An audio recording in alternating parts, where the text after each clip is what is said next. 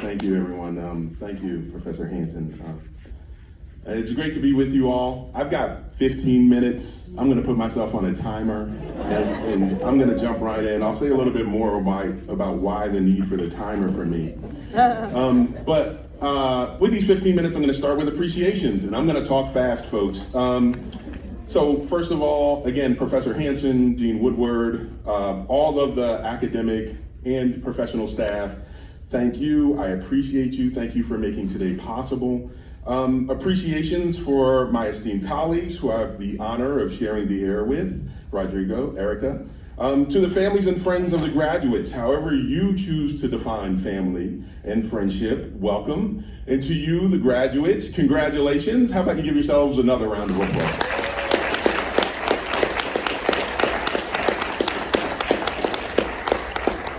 So finally, last but not least, appreciations to my wife, my partner, my friend, my colleague, Keisha Friend. Any success that I have is largely due to your love and support.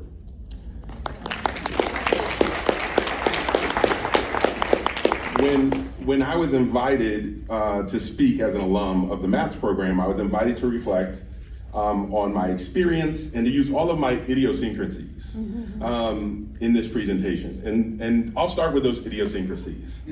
In addition to all that you heard in the bio or read in the bio, you should know that I was an ordained minister. And I was an ordained minister in the African American religious tradition. I won't talk about denominations, but generally the African American religious tradition has some things that they share. And while I will refrain from preaching too much, and I will remain connected to the allotted time, which is not necessarily our tradition, I will ask that you take part in one of the cultural traditions of the African American religious tradition, and that is call and response. And in short, there are times where I, the speaker, may call on you, the audience, and ask for a response. Now, there's purpose in this. There's purpose in everything. I do this, we do this in the cultural tradition because we are a culture that values collaboration and collective identity. Whereas some cultures may hold values around independence and competitiveness, the African American spiritual tradition, which is rooted in African cultural values, is one that upholds dependence and cooperation as a value. So we express this value even in our presentation by working to create a shared or cooperative experience in our speaking. So for example, today, and work with me folks, when I say, are you with me? That's the call. And I'm asking you to respond, yes, I am. So let's practice a little bit. Are you with me? Yes, I am. Oh, that's pretty good. That's pretty good. I felt a little church. I'm gonna need a little more church from you. Are you with me? Yes, I am. All right. Now, you can respond that way only if you are indeed with me. You don't need to feel, because I'm going to dive in now to my experience here. And I feel really at home doing so now, so thank you. My time here, and I'm just going to be completely frank, was really challenging for me. It was really challenging for me, not necessarily academically. It was really challenging for me socially, emotionally, and psychologically. And when offered this opportunity to reflect on that experience, I had to ask, what's the root of this? What are the root causes of those challenges, and what learning can I share from them? So I took some time to do some critical self-reflection. That is kind of examining my own thinking and behaviors with a willingness to critique myself and change myself. Really digging deep to understand where my own thoughts, emotions, and behaviors come from. And after this period of critical self-reflection, what I found is that my time here was challenging, not because of the academic rigor, but because the university and I held different values. Now don't worry, I'm not passing judgment, and this is no indictment on this magnificent and storied university. Let me further explain. Are you with me? Yes, I am. All right, great. You see, when I say values, I'm referring to a deeply rooted fundamental belief or beliefs. And these beliefs guide our actions and behaviors. Everyone has some set of values or beliefs. We may not even recognize that we have them because they can be held consciously or unconsciously. We largely get our values through a process called socialization. And I know I'm preaching to the choir here now. And you social scientists understand that. Freudian slip, maybe?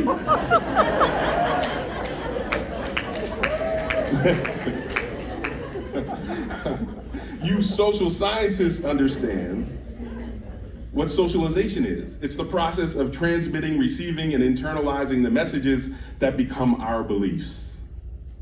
We are most easily and effectively socialized as children. Researchers have demonstrated that a great deal of socialization happens between the ages of birth and 3 years old.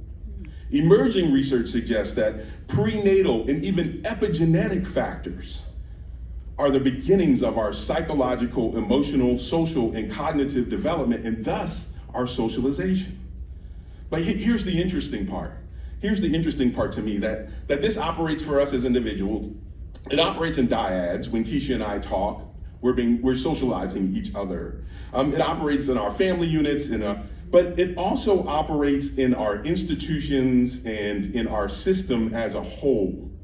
You see, over generations, we develop beliefs about how things should be, about who people are, and about what things, places, actions, or behaviors we see as valuable. And valuable in this context means only that they align with our individual or collective values, deeply held beliefs. So you see, my time here at the University of Chicago in the 1990s was challenging because as an African-American man from an African-American spiritual tradition, as an African-American person whose ancestors came to this country in bondage and were sold as chattel, as an African-American man who can go to his family's land in Chesterfield County, Virginia, and see the graves of generations before who were born into slavery, and I can walk the land where my family members were once brutally enslaved. The values that I was socialized into are different.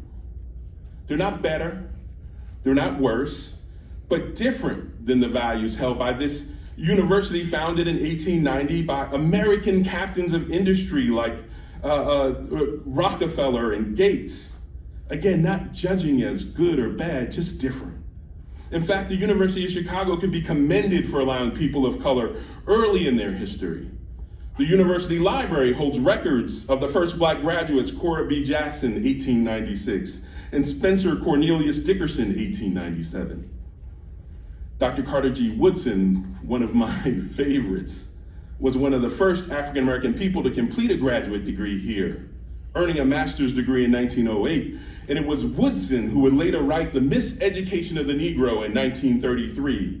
And as I consumed this book from my attic bedroom in high school, I read Woodson's cogent argument that African Americans, or Negroes, as we were called at the time, were not being educated by American schools. Rather, we were being culturally indoctrinated. We were being taught to accept the values of the dominant white, male, upper class, hetero, cisgender ruling class. And we were being taught to comply with the values of America's founding fathers and aforementioned captains of industry. And almost 90 years later, I stand here to tell you that while Dr. Woodson and Dr. Friend may have had some success at the university, the values of the university were not his values, and they are not my values. And you must know that it is hard work to adapt to a setting that did not share your values and still come out successful. Again, this is not blaming or shaming, because the University of Chicago in 1908 did not operate in a vacuum, nor do we do so now. We operate inside of an American context, a context of a country founded and rooted in the genocide of Native peoples, built on the blood of enslaved Africans and designed to limit the opportunities for all of those who did not have the identity and values of the founding ruling class. So I ask you now, are you with me? Yes, I am. Amen. So when we see institutions that hold values that are not inclusive, when we see institutions and individuals that don't seek to see, understand, or value the cultural differences that exist in every person, in every institution, when we see a nation built on immigrants, voluntary and involuntary, that now vilifies those who seek to immigrate to this country, we have to understand that people of that country, of this country, have been socialized into values that create this type of what I will refer to today as dysfunction. But at a minimum, it's hypocrisy. And I know I'm generalizing. I know some social scientists will be thinking, where's the data on this?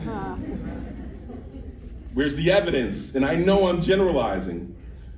And that this country is made up of many groups and many values. And I say to you today that the founding values of this country, the values that called for genocide and enslavement and manifest destiny, are, in the language of Gestalt psychology and configurationism, still in the ground.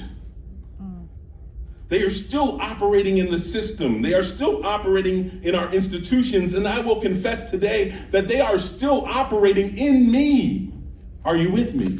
Yes, I am. Well, my time is short, so I have to quickly turn to solutions. What can I do given that these values are in me? First, I and we must be aware that we have values, and through the process of critical self-reflection, identify where those values come from and how they manifest in our behaviors and language. Once this is accomplished, then you and I can be intentional about selecting new or different values, if we choose to, in order to create a new reality for ourselves, our institutions, and our system. Now, I can't tell you what values to hold. I don't have that kind of power over you, nor would I want it. I will, however, make an argument for the adoption of two values that I hold. And I can tell you that these values are rooted in historical context and deeply informed by the scholars who came before me. And I'll quote some of them. The Reverend Dr. Martin Luther King Jr. once said, and I found to be true, when we look at modern man, we have to face the fact that modern man suffers from a kind of poverty of the spirit, which stands in glaring contrast to his scientific and technological abundance. We've learned to fly in the air like birds, we've learned to swim the seas like fish, and yet we haven't learned to walk the earth as brothers and sisters, end quote. I believe that in order to do this, in order to undo the dysfunctions and other similar dysfunctions, there are two values that we must share. Number one, some commitment to self-improvement through this process of critical self-reflection. Some commitment to self-improvement through critical self-reflection.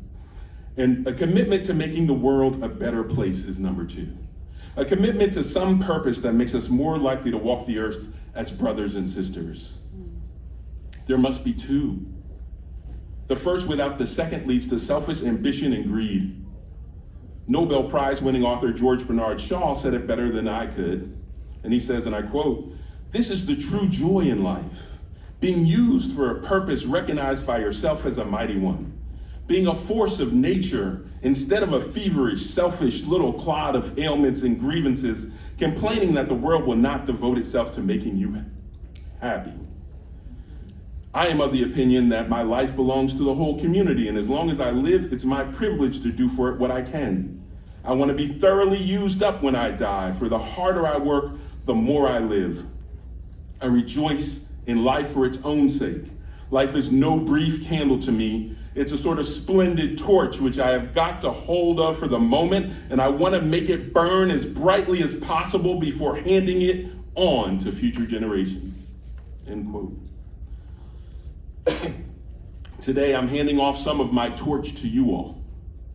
I'm asking you to understand the values you have been socialized into, take on the work of self-improvement, and do critical self-reflection, intentionally selecting values that will lead you and us towards a better world. I'm asking you to commit to a life that is not focused on selfish ambition and greed, but rather focuses on identifying and working in your purpose that benefits all of humanity.